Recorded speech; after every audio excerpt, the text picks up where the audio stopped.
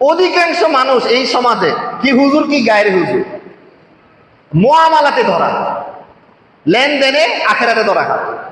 বহু নামাজি, বহু হাজি, বহু দানশীল ধরা খাবে এই লেনদেনে ঠিক নেই।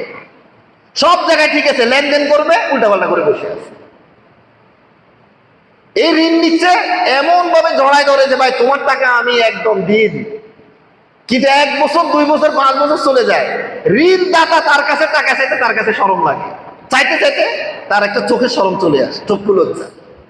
আমাদের অনেকের এই অবস্থা। ঋণ যখন নিই তখন যেন ঋণদাতা আমার দুলাভাই, আর নেওয়ার শেষ বস, এরপরে আর আমি ঋণদাতারে কি করি না, চিনি না। এটাতে আমরা সবাই জড়িত, মানে এই সমাজে ভালো আর মন্দ কেউ বাদ নেই। এই জন্য আখেরাতে বর্তমান মুসলিমদের অধিকাংশ মুসলিমরা আখেরাতে ধরা খাবে এই লেনদেন ঠিক নেই।